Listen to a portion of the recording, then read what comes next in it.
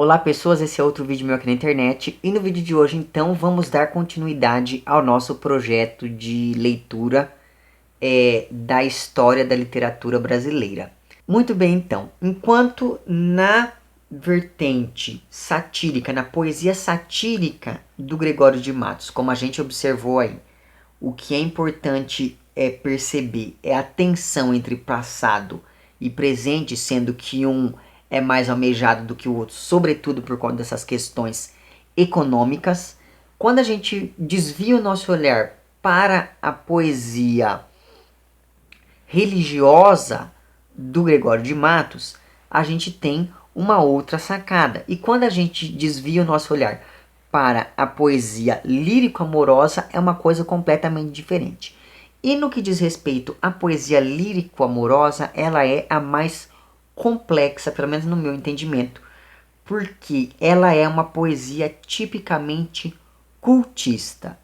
Novamente, você vai ter que ter visto algum vídeo aí para trás para você saber o que raios é uma cultura, uma poesia cultista. Mas vamos lá, vamos relembrar um pouquinho do que é o cultismo. O cultismo é basicamente o culto à forma que se estabelece ali na literatura barroca. Algumas das características principais da literatura cultista são uma preocupação com a forma, um apelo às emoções do interlocutor e às emoções do próprio poeta, o uso de metáforas, o uso de figuras de linguagem como o hipérbato, que é aquela questão toda da inversão sintática do verso, o uso de oxímoros, e oxímoro é uma fusão de elementos contrários em um único signo linguístico. A gente vai tentar entender isso em uma das poesias que a gente vai olhar. E também, deixa eu ver, tem mais alguma coisa aqui que é muito importante. Sim, a percepção do mundo através dos sentidos. O ver, o ouvir, o sentir é algo muito importante dentro da poesia cultista. E é muito interessante a gente observar como essas características formais aparecem dentro da produção lírico-amorosa do Gregório de Matos. Produção essa marcada por um forte viés de contradição. Lembra lá, a cultura barroca, ela é criada no meio ali, né? Ela é criada por pressupostos que são contraditórios. Então essa contradição e essa tensão vão aparecer também na poesia lírico-amorosa do Gregório de Matos. E ela vai aparecer no seguinte sentido. O Gregório de Matos percebe que o amor, o sentimento amoroso, ele é um sentimento que ele promove a ascensão espiritual do indivíduo. Quando você ama, você, teoricamente, entra em contato com uma realidade superior. Só que, ao mesmo tempo em que o amor ele promove essa ascensão espiritual, ele também é responsável pelo declínio espiritual, justamente porque o amor geralmente ele vem atrelado ao sexo, ao desejo, às questões carnais, não é? Então perceba que a poesia ela vai ser marcada justamente pela contradição entre o que é o sentimento amoroso. Ele é isso que declina o homem ou ele é isso que ascende o homem?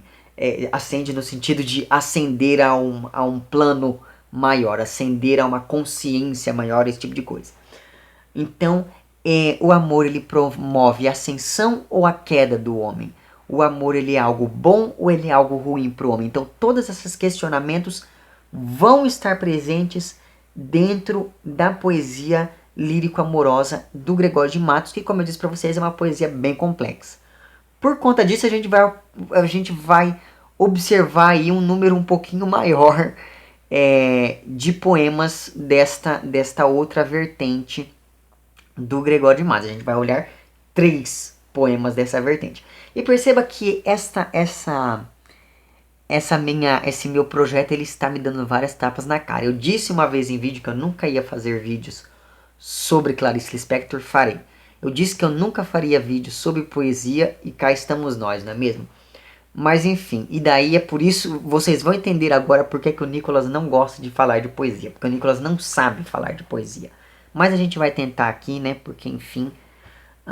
bom, então perceba que essa contradição envolvendo o amor, ela é marcada sobretudo por quê?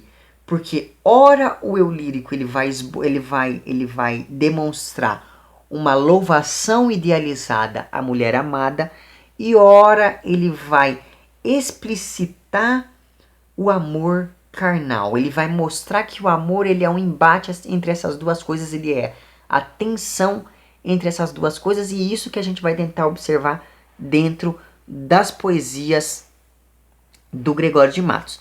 E é justamente por explicitar esses componentes sexualizantes dentro da poesia que esse dado, mais a forte repressão, sobretudo repressão religiosa, que é própria ali do período da Contra-Reforma, em que nasce o Barroco, o que acontece? É justamente por conta disso que o Gregório de Matos ele vai recorrer ao uso excessivo de figuras de linguagem, de metáfora, de oxímoro e de todas as outras, como a gente vai observar nessas poesias. Então, a grande questão da poesia lírico-amorosa do Gregório de Matos é como pensar o amor, se o amor é ao mesmo tempo o amor é ao mesmo tempo algo que proporciona coisas boas ao homem, como por exemplo essa ascensão espiritual, mas ele também é algo que pode fazer com que o homem seja punido. O amor é algo atrelado muitas vezes ao desejo. Como que a gente pode conciliar essas duas coisas? Isso é muito importante para a poesia lírico-amorosa do Gregório de Matos. E é claro que essas contradições todas que a gente vai observar nessas poesias, elas vão remontar às raízes da cultura barroca. Porque lembra lá, a cultura barroca ela nasce em um momento de várias contradições. Por exemplo, a contradição entre o teocentrismo, que é a visão da igreja, e o antropocentrismo, que é a visão que a ciência coloca sobre a vida e sobre o universo e tudo mais.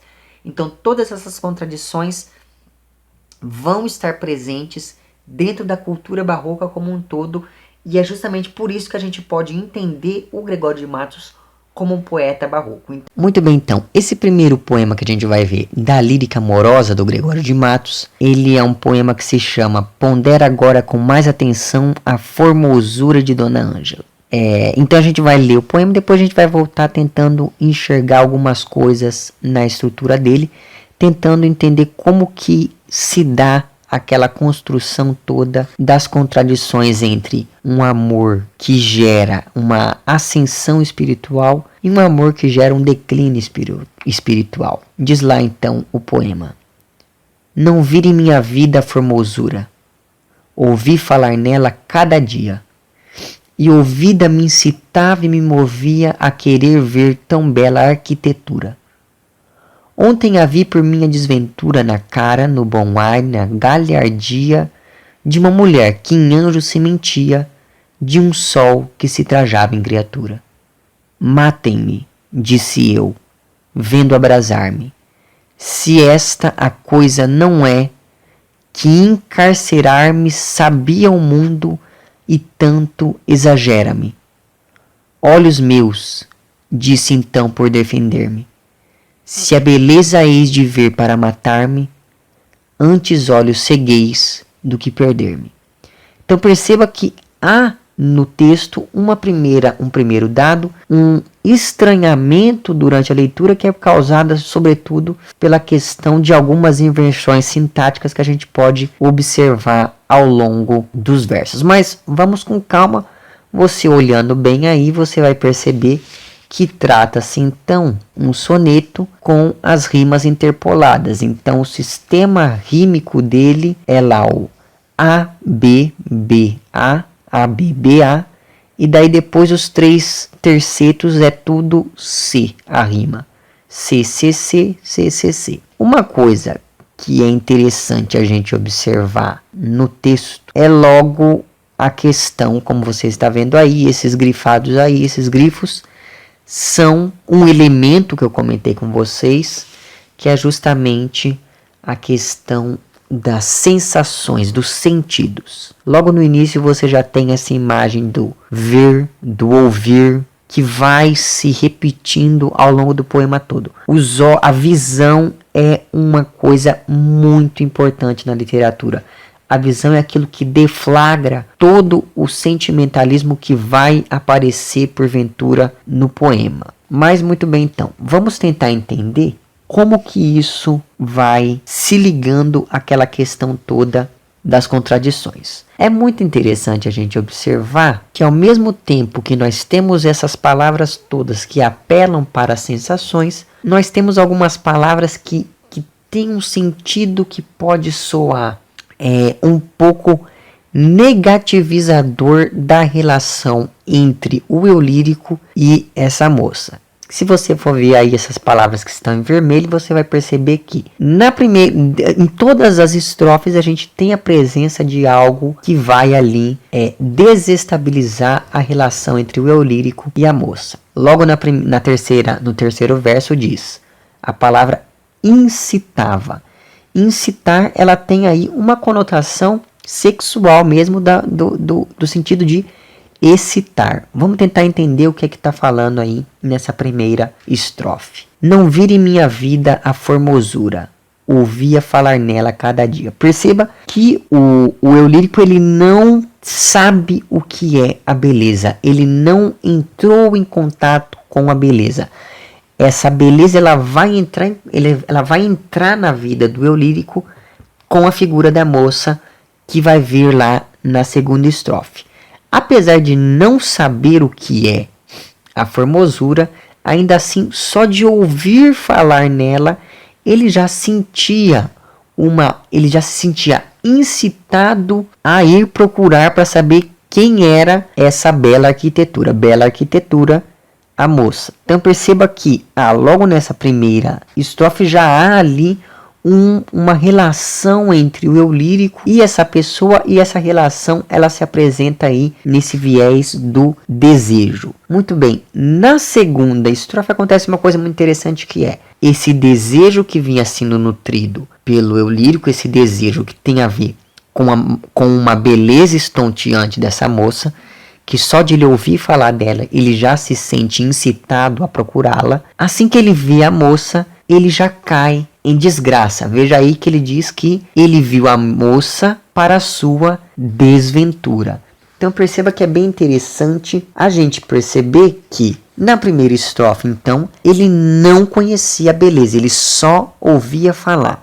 E a partir do momento em que ele entra em contato com essa beleza que é personificada na cara, no bom ar e na galhardia de uma mulher, ele acaba então caindo em tentação, ele acaba caindo em desventura. Por quê? Porque a partir do momento em que ele olha para a moça, que ele, como ele diz na estrofe seguinte, que ele sabe que ela vai encarcerá-lo, ou seja, ele se vê refém, ele se vê escravo da beleza da moça. Então perceba, primeira estrofe, ele não conhece a moça, mas ouve falar. Segunda estrofe, ele conhece a moça de fato, e assim que ele conhece a moça, toda aquela beleza que era idealizada, acaba fazendo com que ele se apaixone perdidamente, tão perdidamente que ele já perceba ali que ele caiu em desventura. Então perceba que essa moça, ela tem uma beleza que então, ao mesmo tempo em que ela atrai, em que ela incita, ela também repele. Por quê? Porque quando a pessoa se aproxima, a pessoa cai em desventura. Ainda nessa segunda estrofe, a gente tem um dado muito interessante, que é o quê? Essa personificação da beleza é uma mulher que em anjo se mentia. Ora, você perceba que a palavra anjo aí vai remeter diretamente ao nome da moça, que é Ângela, e que vai ter essa ideia de algo elevado. Mas perceba que ela é um anjo que se mente.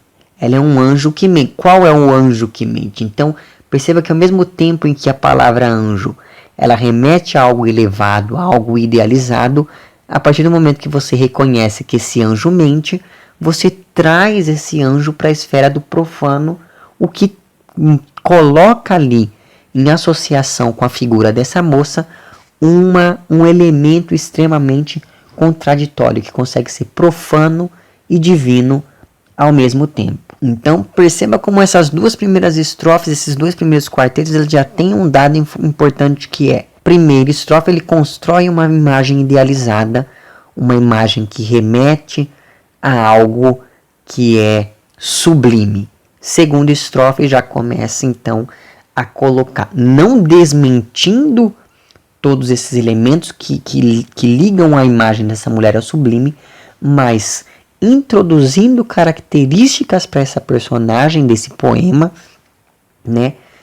Para essa mulher amada pelo eu lírico, introduzindo nessa mulher características que vão trazê-la também para o terrenal, para o chão, para o carnal, para aquilo que não é elevado, para aquilo que causa desventura, para aquilo que causa o declínio espiritual do eu lírico.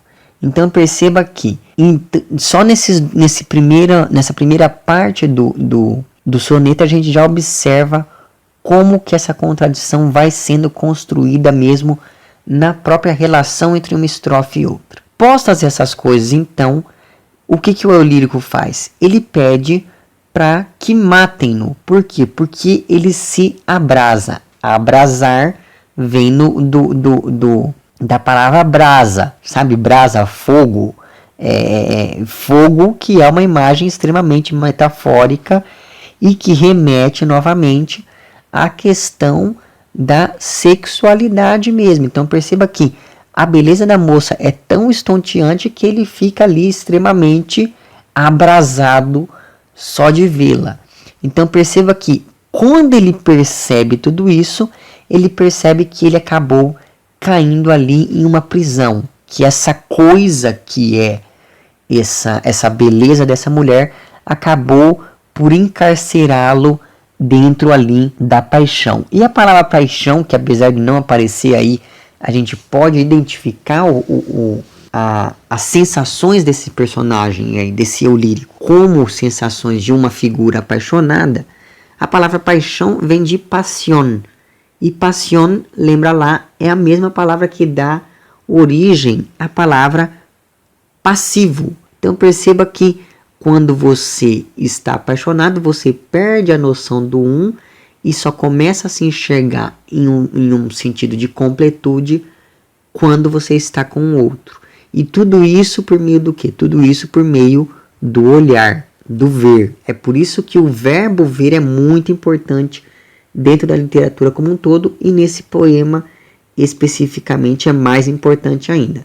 Então perceba que a beleza da mulher é uma beleza tão estonteante que ela vai gerar um sofrimento que vai escravizar o eu lírico. Então perceba que primeira estrofe, idealização. Segunda estrofe, esse viés mais corpóreo da mulher.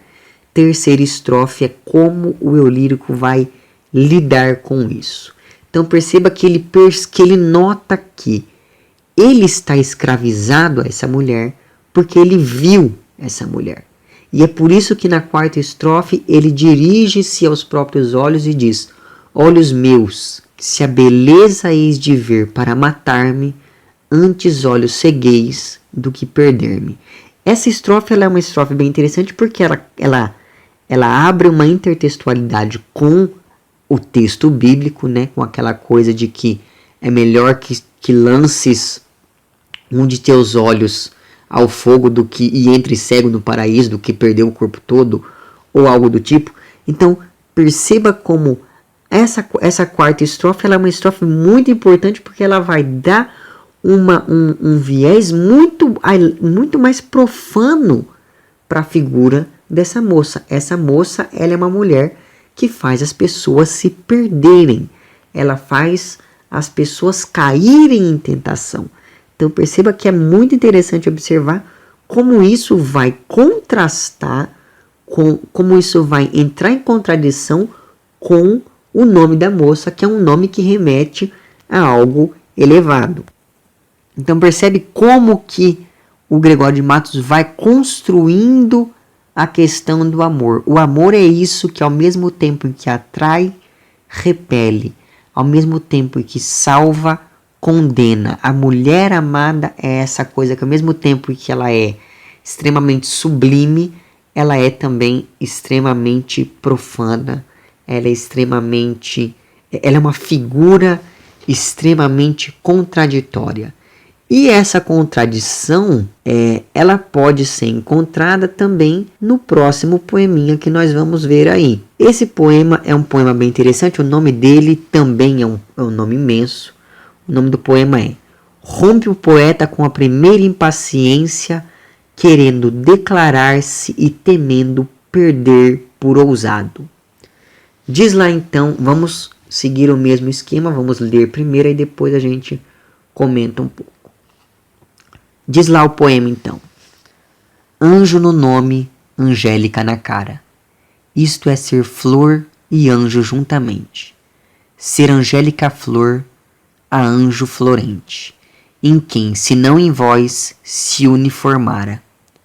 Quem vira uma tal flor que a não cortara do verde pé da rama florescente, e que um anjo vira tão reluzente que por seu Deus não o idolatrara. Se, pois, como anjo sois dos meus altares, foreis o meu custódio e a minha guarda, livrara eu de diabólicos azares, mas vejo que por bela e por galharda, posto que os anjos nunca dão pesares, sois anjos que tenta e não que me guarda. Então perceba que esse também é um soneto com um esquema rímico um pouco parecido ali com o anterior, pelo menos nos dois quartetos, né? Rimas interpoladas. Primeiro rima com o quarto, segundo rima com o terceiro. E lá nos dois tercetos nós temos um esquema rímico que é CDC, DCD, né? Então perceba que esse daí é o sonetão clássico mesmo. Agora vamos entender como que os elementos da contradição são postos aí neste poema em específico. Então perceba aí que nós já temos um dado bem interessante, que é a contraposição entre a figura da flor e a figura do anjo. Diz lá então na primeira estrofe.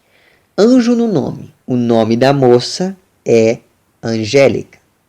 Mas aí ele diz Angélica na cara. Então perceba que o próprio nome da moça, tal qual a Ângela do poema anterior, já dá essa ideia de algo elevado, de algo ligado às esteiras do divino, né? Mas daí ele faz uma contraposição que é no mínimo curiosa, que é a contraposição entre flor e anjo. Perceba que quando no segundo verso ele diz isto é ser flor e anjo justamente, ele está colocando a flor e o anjo em duas posições que são posições contrárias aí. Então perceba que a moça ela já é colocada na primeira estrofe como uma figura extremamente contraditória que consegue conciliar em si mesma tanto a figura do anjo quanto a figura da flor. Então, se você pensa que a flor aí está se contrapondo ao anjo, a flor ela vai representar esse algo que é terreno. E é claro, a flor aí, num sentido metafórico, não é simplesmente uma flor, como a gente vai ver aí na próxima estrofe. Então perceba que sempre que ele vai se referir à moça como flor, ele vai usar de uma linguagem que vai, teoricamente, sexualizar a figura da mulher amada. Enquanto quando ele vai falar da mulher enquanto anjo, ele vai idealizar essa mulher amada. Então perceba que essas contradições, apesar delas estarem presentes e apesar delas atormentarem o eu lírico, elas são harmônicas na moça, e não só na moça como no próprio poema. Se você for pensar aí na segunda estrofe, veja lá, claro, na primeira estrofe o último verso diz já tudo dessa questão da harmonia entre os contrários que essa moça guarda em si. A harmonia entre os contraditórios é quando ele diz e ninguém mais além dela, dois elementos tão contrários entre si podem estar ali permanecendo de maneira uniforme. Isso é o que está ali sendo dito ali no final dessa primeira estrofe. Aí você vai para a segunda e você percebe que existem dois versos para coisas que remetem à palavra flor e dois versos que para coisas que remetem à palavra anjo. Então perceba que essa harmonia, essa uniformidade, ela pode ser encontrada até na própria corporalidade do texto literário, que vai ali simbolizar mesmo o corpo da própria moça. Então veja lá o que ele diz quando ele vai comparar a moça a uma flor. Quem vira uma tal flor que a não cortara do verde pé da rama florescente. Ora, não sejamos ingênuos, não é? Quando ele diz lá, a rama florescente, blá blá blá, gente, ele está falando de colher a flor da rama florescente. Quando uma coisa floresce, uma coisa se abre. Percebe? Olha como essas metáforas que ele usa são extremamente significativas e são extremamente sexualizantes desse ponto de vista aí, de comparar a moça a uma flor aberta. Então, quando ele olha para ela nesse sentido, ele vai usar a palavra flor para sexualizar a moça. Ao contrário do que ele faz quando ele usa lá, por exemplo, a palavra anjo, que ele vai remeter à idolatria, aquela questão toda da idealização de algo que remete, por exemplo, ao nosso amigo Platão lá, do amor platônico. Né? Então perceba que essa moça, ela é uma moça que ela traz em si as contradições, e por trazer em si essas contradições entre o idealizado e o carnalizado, ela vai oferecer a possibilidade de um amor ao mesmo tempo transcendente e físico. Vamos então agora para os dois tercetos. No primeiro terceto, ele vai o Gregório de Matos ele vai jogar com a mitologia cristã, dizendo que se a moça é um anjo e o anjo é aquela entidade que está em um altar, o anjo geralmente é algo que dá a custódia, é algo que dá, né, é algo que livra o sujeito de diabólicos azares, é algo que protege o sujeito. Então perceba que isso é uma coisa muito interessante, que ele vai aproximar a moça então dessa figura que é a figura do anjo da guarda. Só que aí, se você for ver a última estrofe do verso, esse segundo terceto, você vai ver que ele começa com uma conjunção adversativa, né, que é o mas. E perceba que então o mas ele vai contrapor ou essa última estrofe à estrofe anterior, estabelecendo uma ideia de contradição entre as duas, que ele vai matar lá no último verso do poema, quando ele vai dizer que a moça ela é um anjo, mas ela não é um anjo da guarda. Ela é um anjo que tenta, ela é um anjo que expõe o eu lírico ao pecado, à tentação. Então perceba que, apesar dela ter essa figura que remete a algo divino, ela é um divino profano ao mesmo tempo. Ela é uma figura extremamente contraditória, que abre para o eu lírico essa possibilidade de ter esses dois tipos de amor. Muito bem, então até agora nós vimos esses dois poeminhas. Eles são poemas, apesar de eles serem bem complexos, eles não são muito difíceis da gente observar, né? Mas o próximo poema ele é um pouquinho mais complicado nesse sentido. Vamos a ele então. Esse terceiro poema ele se chama Aos Afetos e Lágrimas na Ausência da Dama a Quem Queria Bem. E vamos seguir então lá o mesmo esquema dos anteriores. A gente lê e depois a gente vai destrinchando como dá ali o poema. Ardor em firme coração nascido, pranto por belos olhos derramado, incêndio em mares de água disfarçado, rio de neve em fogo convertido. Tu, que em um peito abrasas escondido, tu, que em um rosto corres desatado, quando fogo em cristas aprisionado, quando cristais em chamas derretido. Se és fogo, como passas brandamente? Se és neve, como queimas com porfia? Mas ai, quem andou amor em ti prudente? Pois para temperar a tirania, como quis que aqui fosse a neve ardente, permitiu parecesse a chama fria. Então perceba que esse poema ele é um pouco mais complexo do que os anteriores, e ele é um pouco mais complexo justamente porque ele faz o uso daquela questão toda da inversão sintática que eu havia comentado para vocês, que era uma característica bem presente. Vamos então aqui, as rimas é um soneto também, né? As rimas elas são rimas interpoladas, seguindo o exemplo do poema anterior. Mas antes da gente começar então a olhar para algumas coisas do poema, eu acho interessante a gente poder desembaralhar essa inversão sintática que o Gregório de Matos faz, porque assim fica mais fácil da gente poder entender o que o cara está falando. Então veja lá, essa setinha aí ela indica que essas conversões foram feitas. Então eu vou ler essa segunda coluna agora.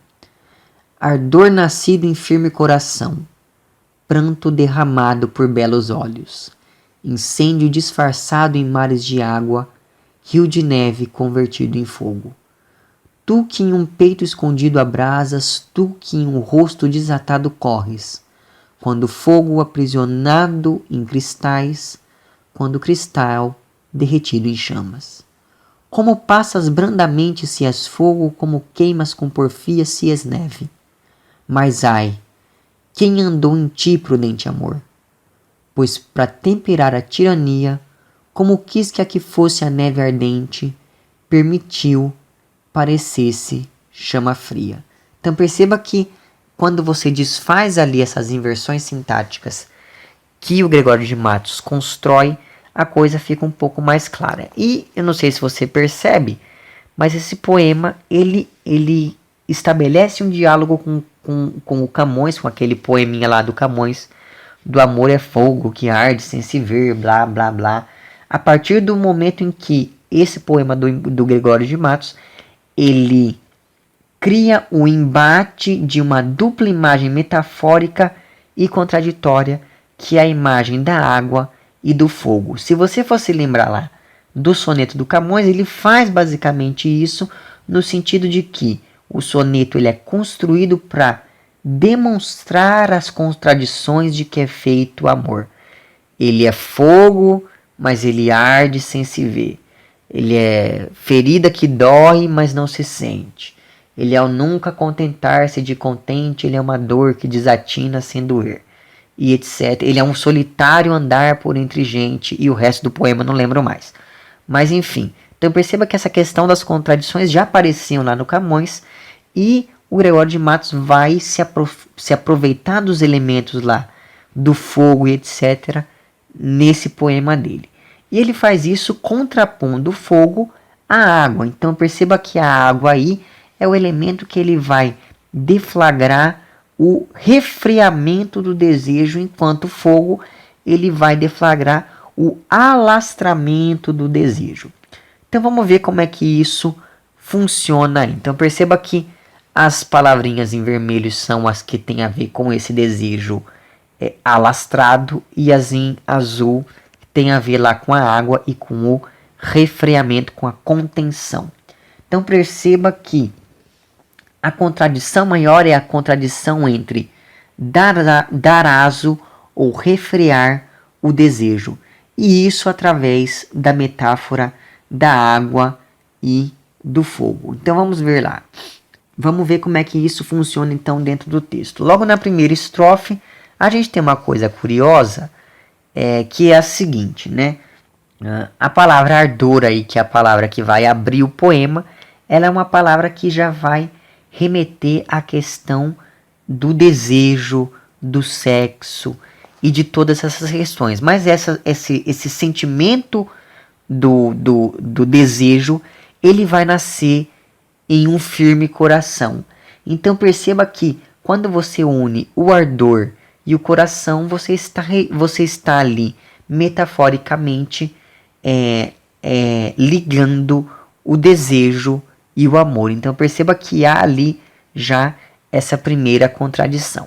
A segunda contradição é entre o ardor do primeiro verso e o pranto por belos olhos derramado do segundo verso. Mas a coisa mais interessante nessa estrofe é justamente o que?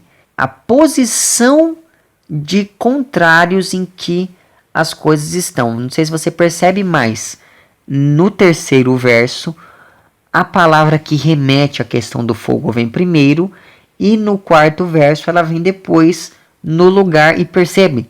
Há uma inversão na própria colocação dessas metáforas dentro do verso. Então, no terceiro verso, primeiro vem o elemento do fogo e depois da água, e no quarto verso, primeiro vem o elemento da água e depois do fogo. E perceba como que é mais interessante ainda, se você for ver, que é o que? Olha a figura dos olhos ali em cima de novo. Pranto por belos olhos derramado. Mas enfim, não era isso que eu ia falar. Eu ia falar do seguinte.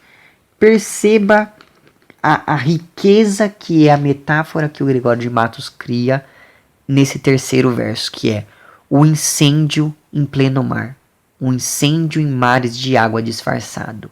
Um incêndio que se disfarça de mar para poder ali abrasar tudo com toda a potência de um mar. Então percebe? E ao mesmo tempo um rio de neve que é convertido em fogo. É muito interessante, é muito rica essa metáfora que ele cria nesse primeiro momento do poema. As imagens que ele cria na segunda estrofe também continuam carregando essa ideia da contradição. Veja lá o que ele diz. Tu que em um peito abrasas escondido. Abrasas, aquela questão de novo do colocar fogo. Aquela questão de novo do acender, de acender o desejo. Então esse primeiro verso da segunda estrofe já dá essa ideia de um desejo que está, apesar de aceso, escondido. E ao mesmo tempo que há esse desejo escondido, há também essas lágrimas que correm por um rosto desatado. Então perceba como ele vai colocando esse elemento do fogo da ardência com as lágrimas que correm pelo rosto, que apesar de não estarem explicitadas ali, é isso que dá a entender este segundo verso aí.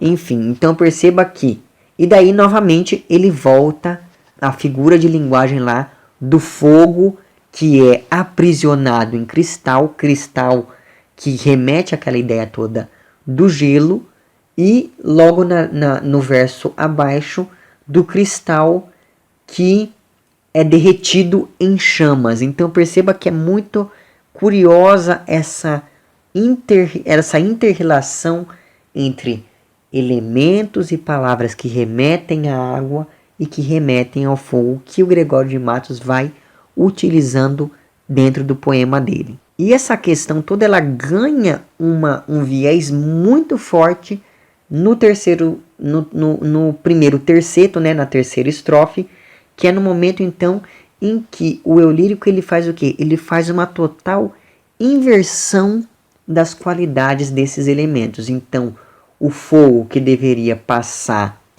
destruindo tudo, ele passa brandamente, enquanto a neve ela queima sem dó nenhuma.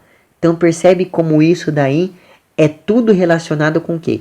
Com a figura do amor. Esse amor aí que no terceiro verso desse primeiro terceto está personificado com esse A maiúsculo aí grafado no poema, que remete à figura do Eros. Então perceba que por conta do amor, os próprios elementos eles se comportam de maneira contraditória. A neve que remeteria a essa coisa mais branda vai queimar, e o fogo que deveria queimar vai abrandar os sentimentos e as sensações. Então é bem interessante como essas figuras contraditórias elas vão crescendo em importância cada vez mais, e essa inversão ela vai ficando cada vez mais forte do início ao fim do poema. E daí e isso até você chegar lá aos dois últimos versos, onde a gente tem o quê? Onde a gente tem um perfeito oxímoro, quando a gente tem aí a figura da neve ardente e da chama fria, onde os adjetivos vão contradizer os substantivos a que eles se referem. Então perceba que esse ardente aí, ao se referir à neve, ele vai estar contradizendo a condição essencial da neve, tal qual esse fria vai contradizer a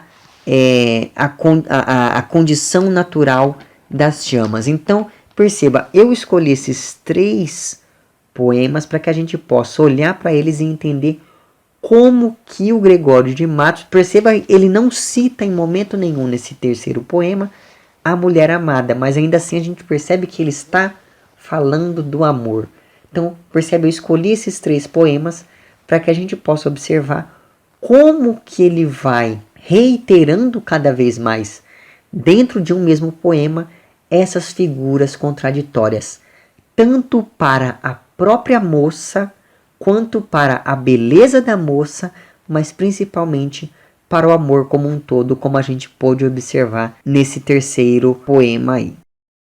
Então perceba que, diante disso tudo, a gente pode olhar para o Gregório de Matos enquanto um poeta tipicamente barroco, porque ele é um poeta da contradição, ele é um poeta que olha para o texto poético e tenta trazer todos esses conflitos ideológicos, religiosos, sociais e mesmo pessoais para dentro do texto literário. Então é por isso que a gente pode categorizar, defini-lo como um poeta barroco. Mas isso não, apesar dele ser brasileiro, isso não significa que isso seja um texto pertencente à literatura brasileira. Por quê? Porque ainda não existia a ideia de Brasil. A ideia de Brasil vai vir a partir do próximo vídeo, quando a gente for falar dos Árcades. Quando os Árcades chegam, é que eles começam a enxergar o Brasil e começam a colocar o Brasil dentro do texto literário. É claro, isso ainda assim é num processo muito lento. Quem vai consolidar isso de fato vão ser os românticos, mas ainda vai demorar um pouquinho para a gente chegar neles. Bom, então semana que vem a gente já começa a falar do arcadismo. Vale ressaltar aqui, esses vídeos não são aulas sobre literatura, certo? Eles são só conversas sobre literatura. É isso então, se você gostou do vídeo, não esqueça de curtir e de compartilhar. Caso não tenha gostado, não esqueça de dizer lá embaixo por que não gostou. Se você está inscrito no meu canal, muito obrigado pela sua inscrição. E caso não esteja inscrito, se inscreva também lá embaixo. É isso então, um abraço para vocês todos e até o próximo vídeo. Tchau.